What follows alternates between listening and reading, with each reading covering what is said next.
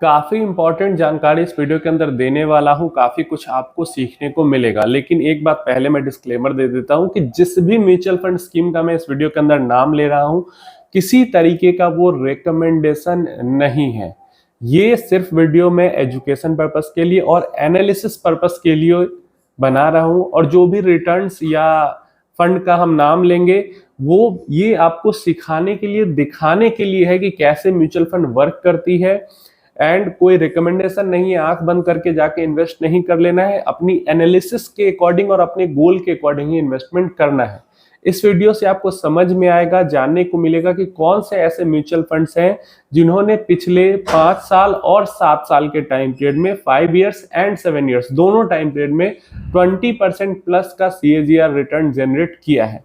ये past return है, future में यही स्कीम्स इतना ही दे दे ये जरूरी नहीं है। लेकिन आपको एक इन्वेस्टिंग का जो वे होता है वो समझ में आएगा। जो बेस्ट फंड, वर्स्ट फंड या मतलब स्कीम टू स्कीम आप जंपिंग करते रहते हो वो नहीं करना चाहिए, वो समझ में आएगा। तो डिस्क्लेमर ध्यान रखना, सीधा जाके इन्वेस्ट नहीं कर लेना है, कोई रिकमेंडेशन नहीं है, एनालिसिस एजुकेशन पर्पस के लिए वीडियो है।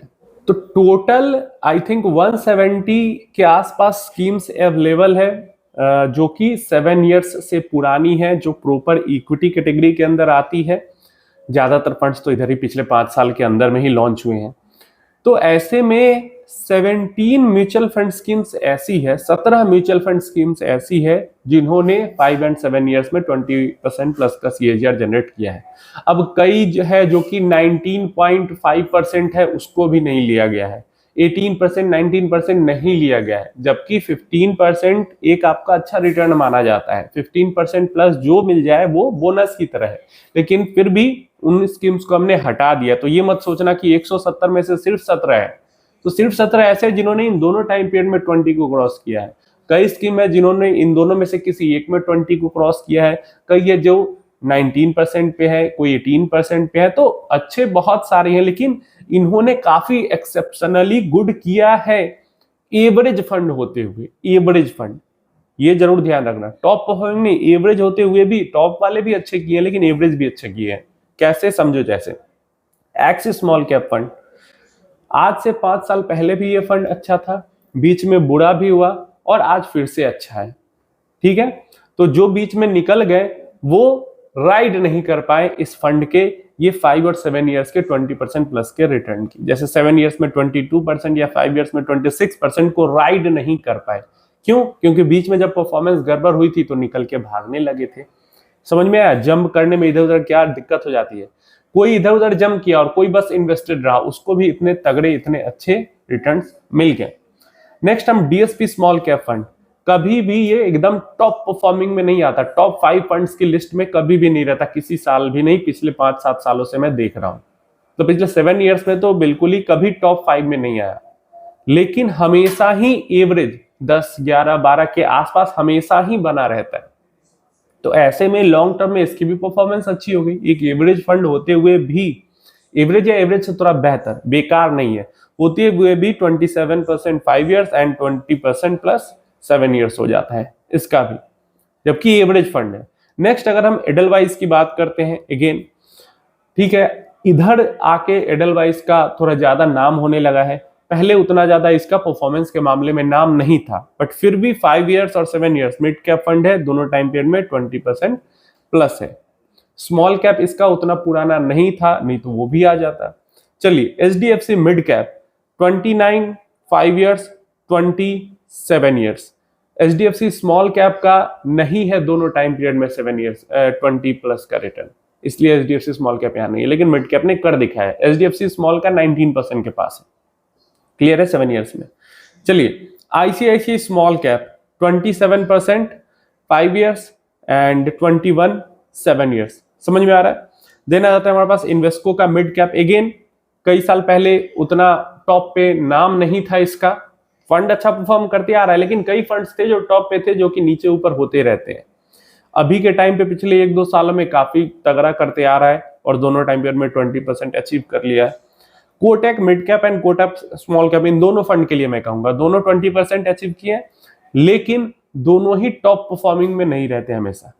हाँ, टॉप 10 में कह सकते हो टॉप 10 के अंदर में 8 नंबर, 7 नंबर, 9 नंबर, कभी कभी तो किसी टाइम पीरियड में तो ये 30 नंबर पे, 25 नंबर पे, 20 नंबर पे भी चले जाते हैं।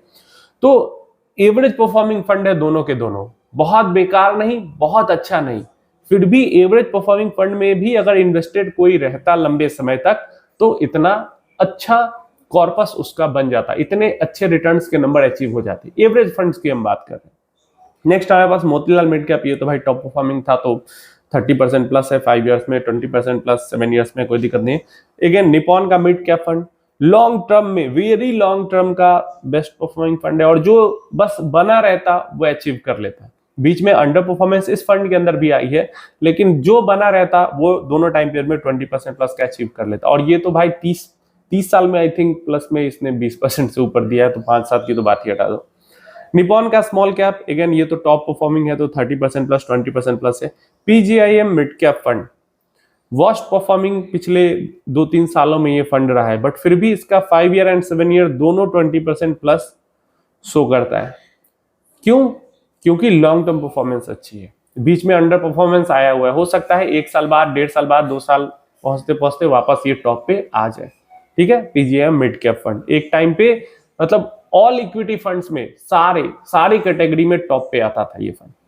अब यहाँ पे नेक्स्ट आता है क्वांट के फंड्स हैं 4, ELSS, flexi, mid, small. Quant के 4 फंड्स हैं, चारों का 5 ईयर 7 ईयर टॉप पे दिखता है एंड 20% प्लस अचीव किया है। लेकिन चारों का ही अगर हम 1 ईयर देखते हैं तो एकदम बॉटम में या नीचे, मतलब बॉटम 5 में, बॉटम 10 में ये फंड्स देखने को मिलते हैं।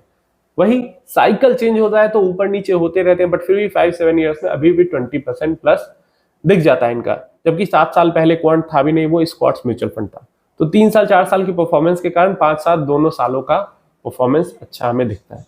तो यहाँ पास एसबीआई कॉन्ट्रा फंड आ जाता है, अभी 1 साल का दिखेगा तो अच्छा खासा निगेटिव में गिरा पड़ा हुआ दिखेगा, लेकिन 5-7 ईयर्स में 20% प्लस इसने भी अचीव कर लिए हैं। आपको अगर बंधन नहीं दिख रहा तो बंधन उतना पुराना फंड है नहीं, और कई सारे फंड्स हैं जो कि पॉइंट्स में 20% से नीचे रहने के कारण वो यहाँ पे नहीं है, या तो 5 इयर्स में 20 नहीं है या 7 इयर्स में 20 नहीं है, दोनों में से एक में उन्होंने अचीव किया है। तो ये सब रीजन है जिसके कारण कई सारे फंड्स इस लिस्ट में नहीं आ पाए हैं। तो इस लिस्ट में वो फंड नहीं है, इसका मतलब ये नहीं है कि वो बेकार है। और ये वीडियो बनाने का मकसद यही है कि आपको समझ में आए कि आपको एक एवरेज फंड भी अगर उसके अंदर लंबे समय तक बना रहा जाए तो अच्छा रिटर्न जनरेट करके दे सकता है। सिर्फ टॉप फंड के पीछे ही आपको नहीं भागना है। मैंने इसके अंदर दिखाया आपको कि जो एवरेज है, डीएसपी है, कोटक है, एसबीआई कॉन्ट्रा भी एकदम टॉप परफॉर्मिंग हमेशा से फंड नहीं रहा है, इसके भी डाउन साइकिल आते हैं वहां पे, तो बढ़िया इन्होंने बना के दिया है। एचडीएफसी का भी अगर मिड कैप फंड देखे तो हमेशा टॉप पे नहीं बैठा रहता है, एयूएम उसका बहुत ज्यादा हो गया, लेकिन हमेशा टॉप पे नहीं बैठा रहता, ऊपर नीचे वो भी होता है। तो हमें साइकिल्स के साथ बने रहना चाहिए और बना रहना होगा, तभी हम लंबे समय तक ग्रो करके अच्छा पैसा बना सकते हैं।